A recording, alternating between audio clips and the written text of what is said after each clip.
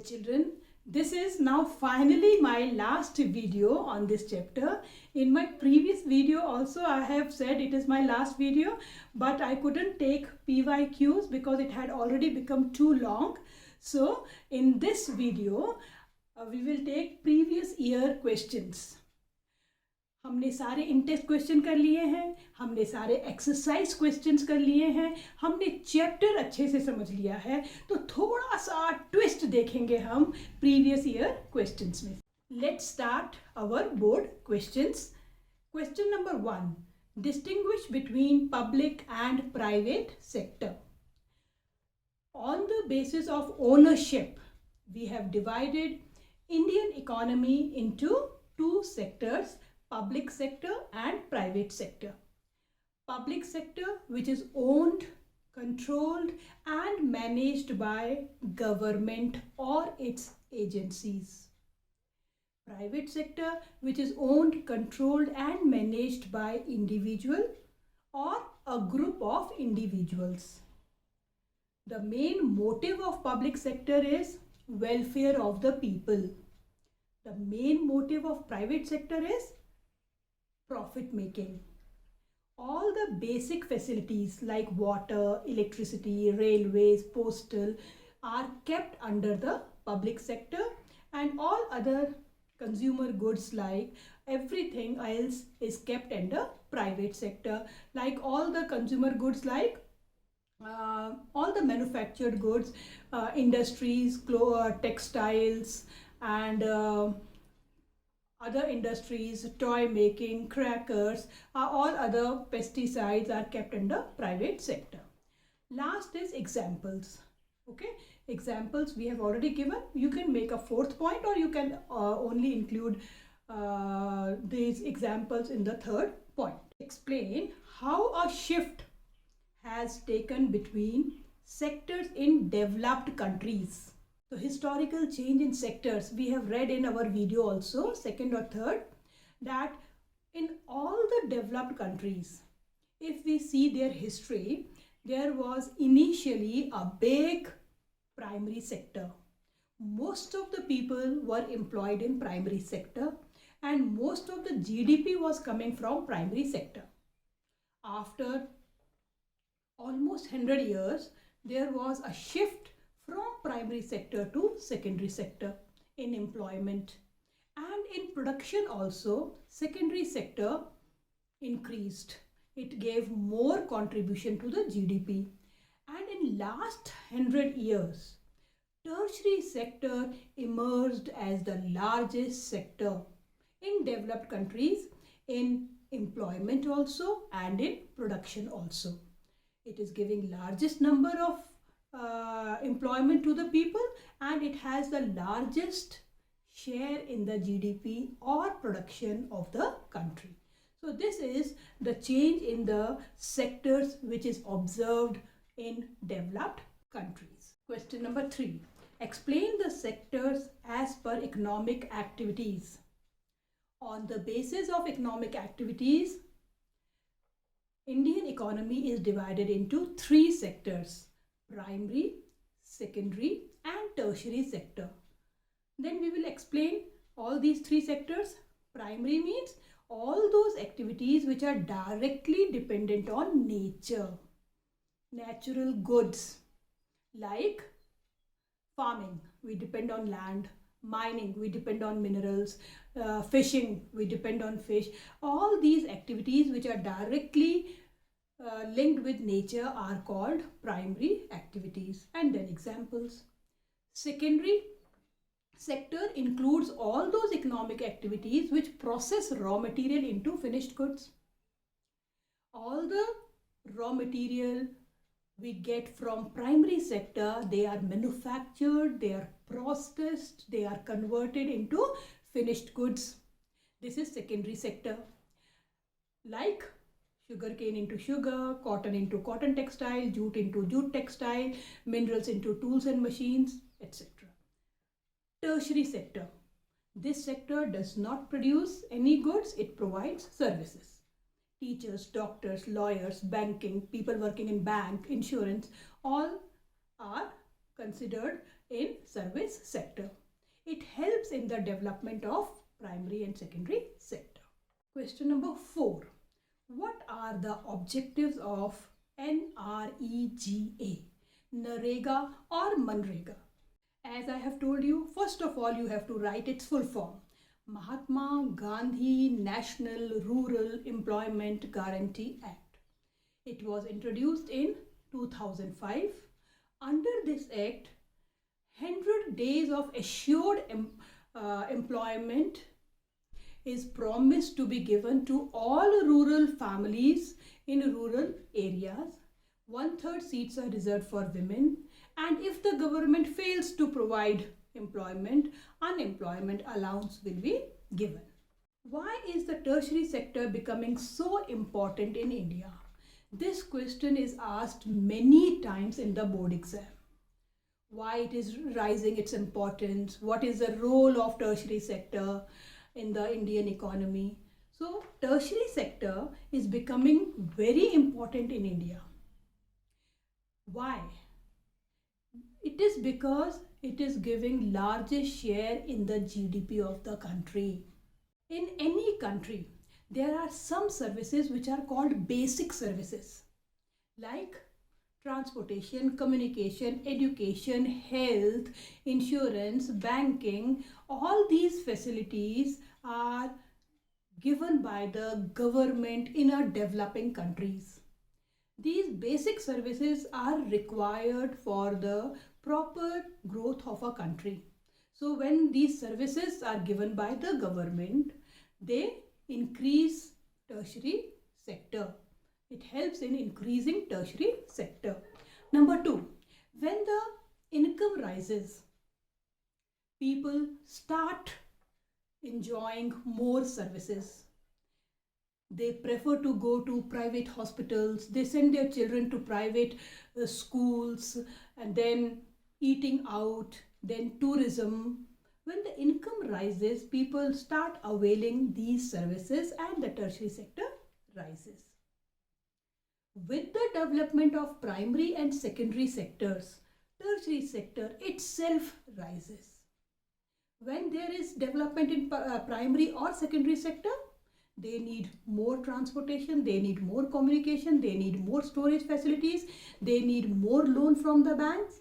So when these two sectors grows, tertiary itself rises.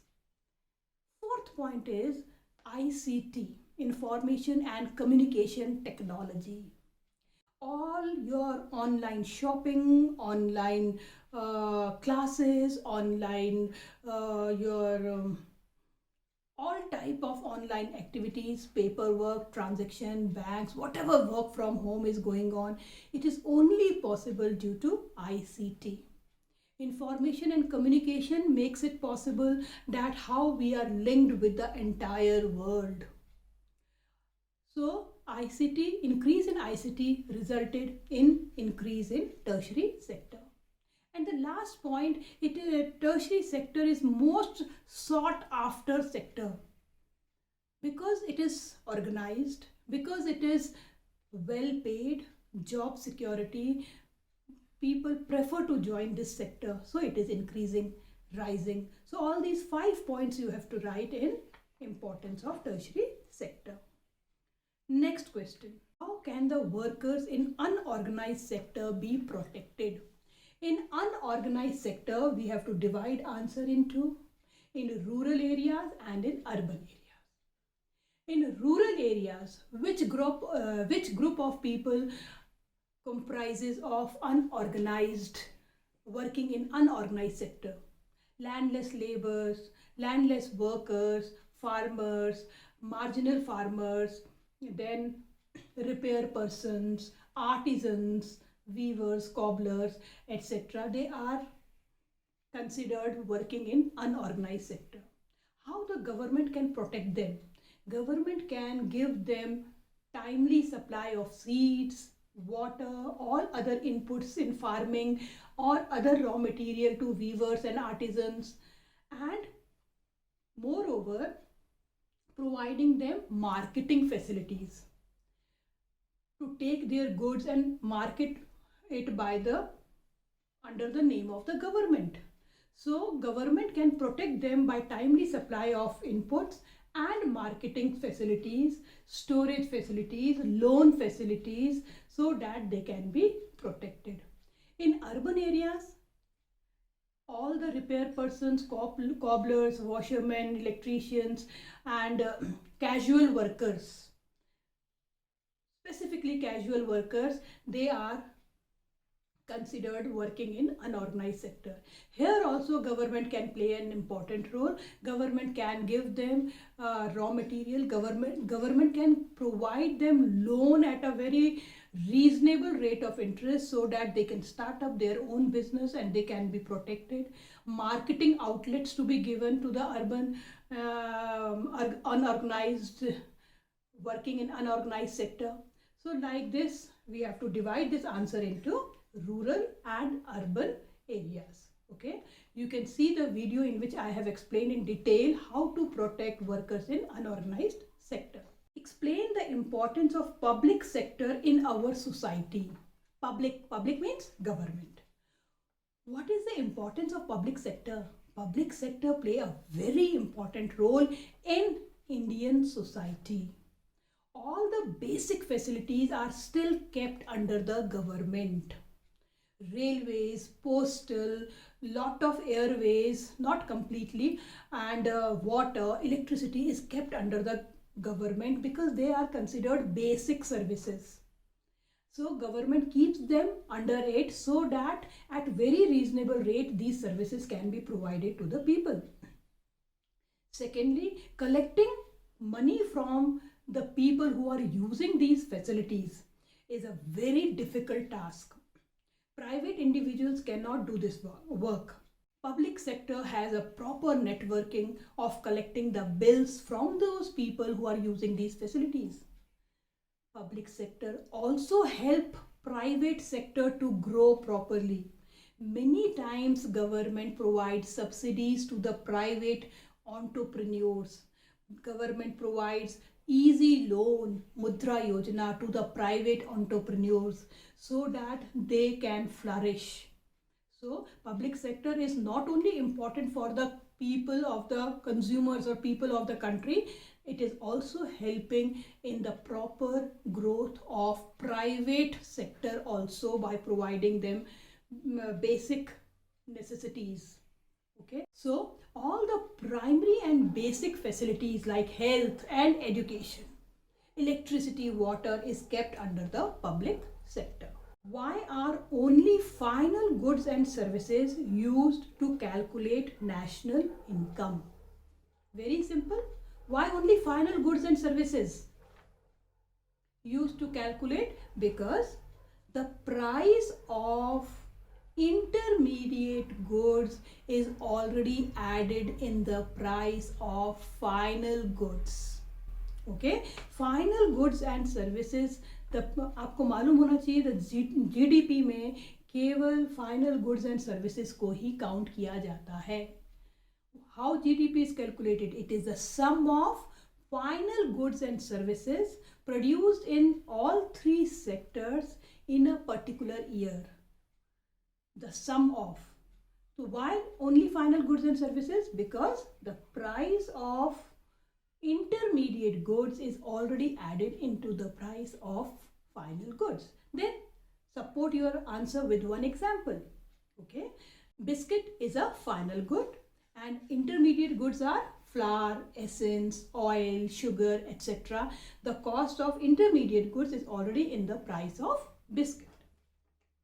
Analyze the role of the manufacturing sector in the economic development of India. Secondary sector, manufacturing sector. What is its role? Number one, it is converting raw material into finished goods. It is giving the consumers the goods which can be directly consumed by the consumers. All value added goods are provided by the secondary sector. Number two, it is giving large scale employment to the people in industries, in small scale manufacturing units, in factories, a large number of people are working in secondary sector. Number 3, it has a good share in the GDP of the country. Okay, so these 3 points we have to write in the role of manufacturing industries. Next question. Suggest some ways which can be helpful in creating employment in rural areas. In rural areas, number 1, what government can do? Irrigation. If the government opens a canal or gives a facility of a well or a multi-purpose dam, any form of irrigation, farmers will be able to grow 2 or more crops in a year. It will certainly give employment to more number of people. So with irrigation, other inputs are also required. Irrigation and other inputs like HYV seeds, pesticides, fertilizer, machines, if they are given on time to farmers, it will help them to grow a bumper crop plus 2 to 3 crops in a year, which will certainly increase employment in rural areas. Number 2, the government must identify, locate the local resources of that area, and a small scale industries can be set up in rural areas like sugarcane crushing machine or honeybee collecting center, flour mill, or any repair shop, etc., so that the people can be transferred from primary to secondary sectors. Okay, the government can open schools in the rural areas where the primary schools are not available. It will give employment to a teacher also, other employees in the school. So education, in the field of education alone, many jobs can be created. Tourism is also one of the sector in the villages. If tourism sector can be developed, so large number of people can be provided employment or jobs in tourism sector also. And lastly, Manrega. Manrega, if it works properly, then it will give 100 days of assured employment in rural areas, and that is why it is called right to work. Explain any 5 points of importance of secondary sector in the Indian economy. अभी हमने secondary sector की जगह manufacturing sector पढ़ा था, तो वही लिखना है. पहले तो सेकेंडरी सेक्टर करता क्या है. Secondary sector converts raw material into finished goods. Secondary sector gives us more valuable goods which can be directly consumed by the consumers. Secondary sector gives large scale employment in rural and urban areas. Secondary sector helps in reducing regional disparity, means it helps in the development of rural areas also. Secondary sector has a big contribution to the GDP of the country. So these 5 points you are going to write if it is of 5 marks. Otherwise, club your points whatever marks of question it is asked. Okay. Study the data given below and answer the question that follows. So the data you can see here. Workers in different sector in millions. Okay, remember unit याद रखनी है, in millions. पहला column sector, second column organised, unorganised and total. Sector में आप 3 देख सकते हैं, primary, secondary and tertiary, and then total. Very carefully read the picture based questions or the table or this graph based questions or tabular questions. Which is the most important sector that provides most jobs to the people? तो आप देख सकते हैं primary sector का केवल अगर total देखें 232 million people are employed in primary sector. So answer is primary sector. what is the number of persons engaged in the unorganized sector? तो अनऑर्गेनाइज सेक्टर का टोटल देखिए 393 million people are engaged in unorganised sector. Why is the unorganized sector more important? Why is it more important? Because organized sector is not growing. It is growing very slowly. It is expanding very slowly. So a large number of people are forced to work in unorganized sector. It is giving large scale employment to the people. Which is the most important organized sector? Give one reason. Organised sector की बात करें तो secondary और tertiary दोनों में almost बराबर की figure दी हैं. दोनों ही ऑर्गेनाइज सेक्टर दिखाई दे रहे हैं. Okay, so this is organised because here the terms and conditions are regular. They follow the norms of the government and all the facilities which are given by organized sector. They have paid holidays, they have fixed working hours, they get all other benefits like gratuity, provident funds, etc. Do you agree agriculture is an activity of the unorganized sector in India? Yes, we agree that agriculture is an unorganized sector. Why? Number one, it is, and not entirely, but to a great extent it is dependent on climatic conditions. कभी floods हैं तो कभी famine है, कभी कोई paste या insect का कोई अटैक हो गया, क्रॉप फेल हो गई, इतना ज़्यादा लोन लिया था, they are unable to repay the loan because of failure of crops. There are so many people who are employed here on irregular basis. Disguised unemployment and seasonal unemployment is very common in agriculture. Okay, number 3, the agriculture labor is very less paid if we compare it to an industrial labor. So they don't get any other benefits of organized sector. So agriculture is rightly considered as in unorganized sector in India. The problem of population growth and underemployment have a direct relationship. Explain. Yes, population growth and underemployment. Underemployment को हम क्या बोलते हैं? The other name, the hidden unemployment, disguised unemployment. Population growth होगी तो we do not have that much job opportunities. Only the primary sector is absorbing large number of people. Why? Because secondary and tertiary are not creating enough jobs. So अगर population बढ़ती है तो underemployment की problem भी बढ़ेगी. दोनों में direct relationship है. They will work under unorganized sector. Disguised unemployment where the people appear to be employed. They are all working as laborers in the farming, or they are working as casual workers in urban areas, but their work is not regular. Out of 365 days, there are many days when they do not have any work. So population growth has a direct link. More the population, more the people will work under underemployment or disguised unemployment.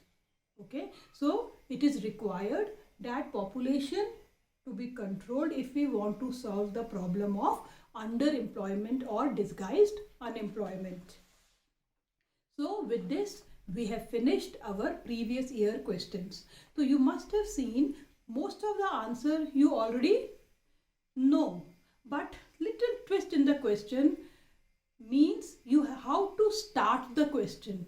Always take an introductory line from the question and then give your answer.